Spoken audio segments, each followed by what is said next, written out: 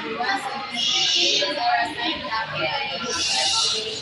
Steps in writing literary criticism paper. So these steps can help you to create a well-structured literary paper. First step is examine the literary work. This step should be to read the piece carefully, ideally more than once. You need to familiarize yourself with every major aspect of the work, such as its main idea, plot, characters, and how the author expresses specific ideas and point of view. So, to examine a literary work, you need to start in reading the piece thoroughly, ideally, more than at once. So this helps you to get a good understanding of the overall story, just like for example the characters and themes. Next is you need to pay close attention to the main idea, like the plot, the characters in the story, and how the author expresses his feeling and feelings. Next is you need to look at key elements. Identify the most memorable parts of the story, notice the author of writing style, and see how the character change and grow throughout the piece. The next step is gather arguments for your thesis statement. After properly familiarize yourself with the work, the next step is to collect pieces of evidence that are reinforce your arguments. Forming a persuasive argument for your ideas requirements finding passages in the text that supported them. So before examining your literary works, you need to gather argument for your thesis. So this is you need to form thesis first. This is your main argument about the literary work. It's like a central idea that you'll be providing throughout your analysis. So, nakahimo na kasi mong form pieces, you need to find evidence. Now, you need to find evidence from the text itself to support your thesis. This could be quotes, specific events, or description that help you explain your arguments. Now, you finally form your thesis, find evidence, and now you need to create a persuasive arguments for your ideas. It helps you to gather and to build strong and convincing argument for your thesis. This means explaining how the evidence support your ideas or your main ideas and why is it important.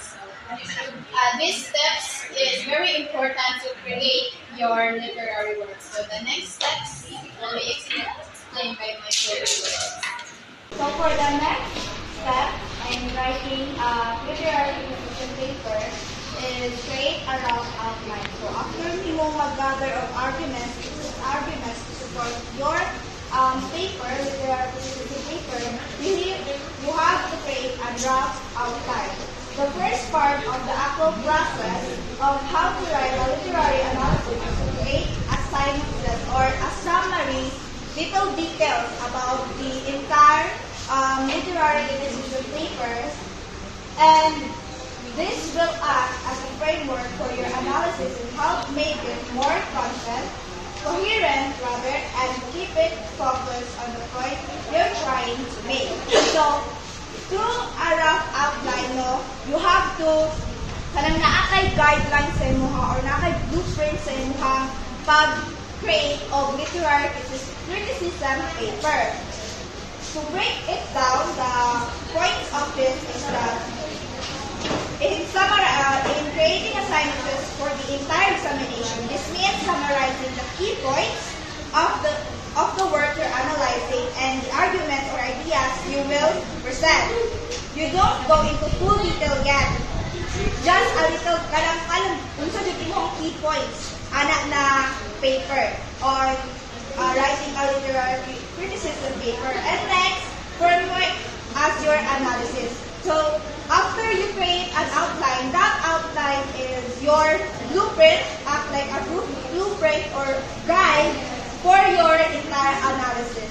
It helps you organize your thoughts, logically ensuring that your analysis stays on track. Dili siya magliwalaan o dili po siya maabot kung mas inasa. Naala dyan siya kung usa dyan mo ang goal in writing a literary criticism paper, dito ra dyan ka mo stay.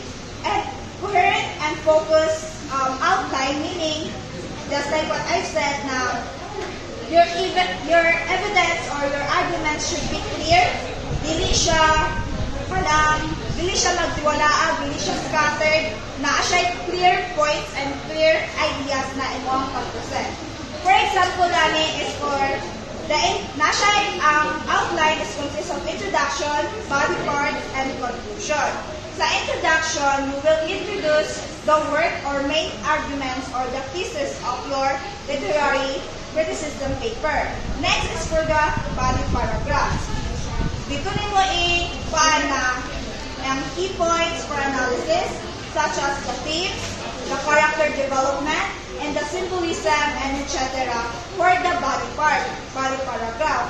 For the conclusion, summarize nimo yung key points and restate how you support or how they support your thesis. So, ang itsura ani is lang siya, by bullet lang iyang pagsulat ani na pag-outline. So, next step, we have formulate a thesis statement. So, after you create a rough outline, you already can formulate a thesis statement. Formulating a strong thesis is the next step, and it should succeed in connecting the ideas and implementations of the work's author to the points made in your analysis. Your thesis will lay out how and why your ideas are important to understand the literary work. So, in formulating a strong thesis statement, you have 1. Connecting the author's ideas to your analysis. When you formulate a thesis, you need to focus on how the author's intentions, unsayang intentions, unsayang themes, and unsayang mga ideas in writing that literary works. Para po, ang imuhang pagbuhat sa imong thesis statement is connected rin siya and dili siya mo labaw pa ana na idea sa authors. Dili siya mo gawas. Kung saan yung idea sa author, dapat mo connect yung imuhang thesis statement ana. Next is, a strong thesis will not just summarize the work, however, it will present an argument or interpretation that explains why your insights matter. So, ang thesis statement na adari jud mabasa kung sa jud important details ana imong literary criticism paper. It's not just about summarizing, but interpreting or giving an argument that explains why your insights matter.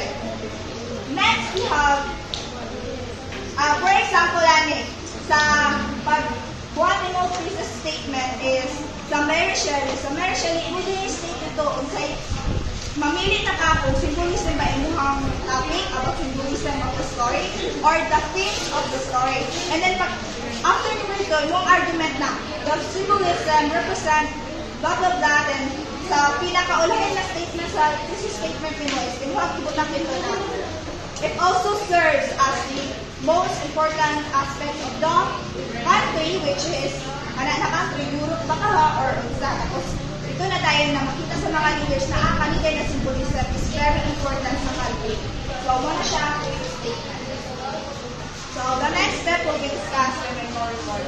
So, for the continuation of the studies in writing and literary criticism, for the step 5, develop and organize arguments. So here, the reasons and examples that support your thesis will form the middle paragraphs of your essay.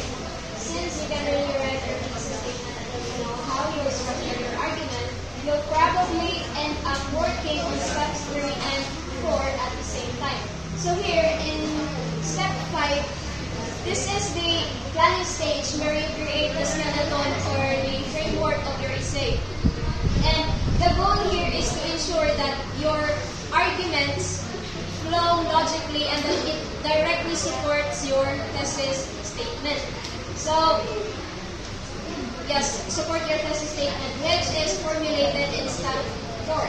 Now, since dili man gyud ka maka-create og thesis statement if wala ka kabalo kung saan pag-structure sa imuhang arguments, so there's a possibility nga you'll end up working with working on step 3 and step 4 at the same time. That's why creating a rough outline for the step 3 of the step 3 is very important and highly recommended and necessary, so that you can bitaw mas makabalo ka kung unsay ibutang nimo sa imong essay or academic paper.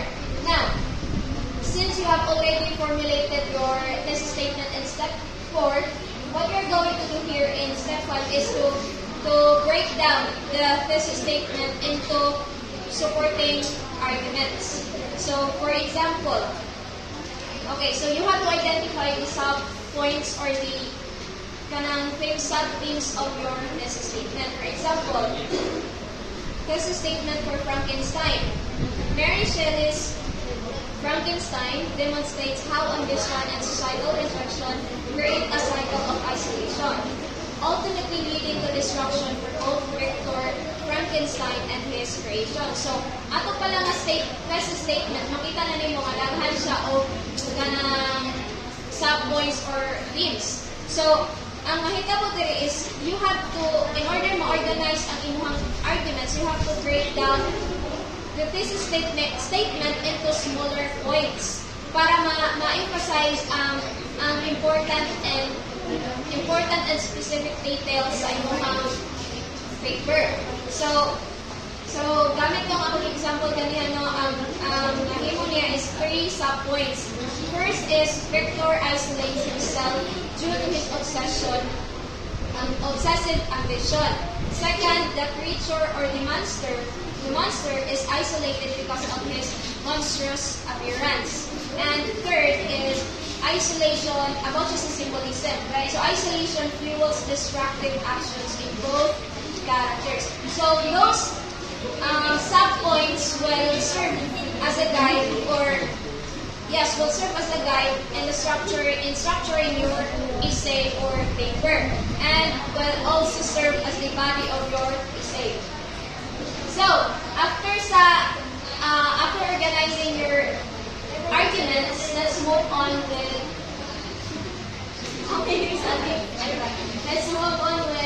the step 6, which is writing the analysis.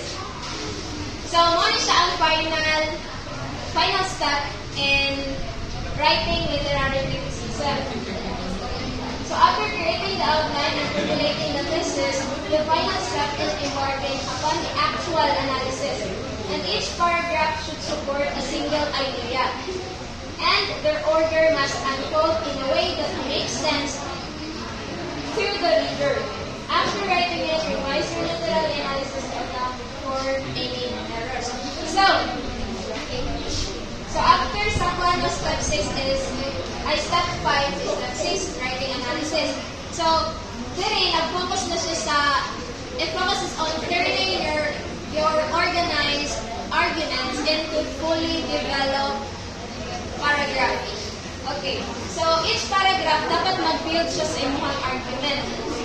And dapat po-follow siya of ganang clear structure na pwede siya mag-start as first is topic sentence, then second is evidence, and third is analysis of your evidences, and then lastly is the concluding sentence.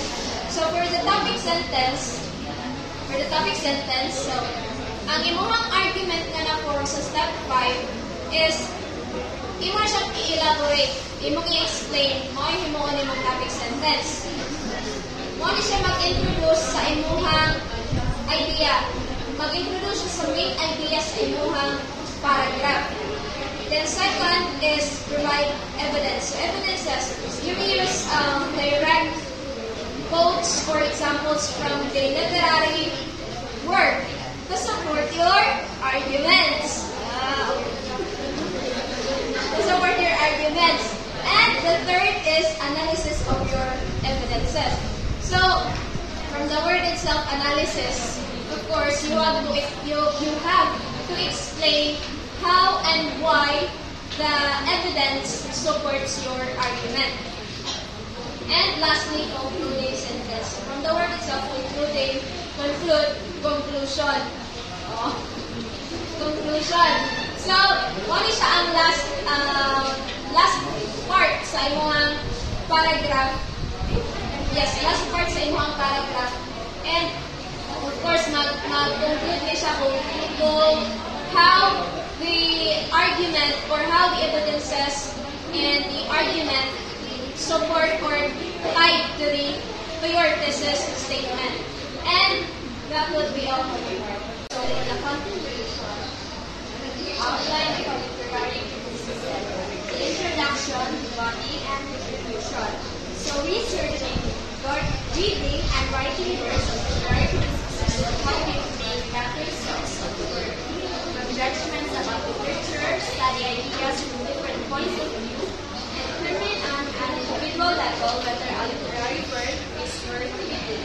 The purpose of literary criticism is to deeply engage in the work of literature in order to interpret its meaning, broaden its readers' understanding, and mark the work's position in cultural history. So the introduction is the opening statements of your literary analysis needs to expose the reader to the critics' context and intentions. It should include basic information such as the author's name, the piece title, and a thematic statement that reveals the overall intentions your analysis aims to convey. The end of the introduction should include a thesis statement that includes why the analysis is relevant and what questions it aims to answer. Next is the body. The body is the main part of the literary analysis, and it should start with a statement and directly related to the thesis. Its main focus is answering the questions posed about the work and exploring how the author implemented the methods outlined in your thesis. By using quotes and rhetoric, it should end with a strong statement that reinforces the genesis of the analysis. And lastly is the conclusion. The paragraph or paragraphs concluding the literary analysis should explain its thesis and show how the concepts presented in the body argue for the accuracy of the ideas presented in the analysis. The conclusion is a summary of your main points and where you think their significance.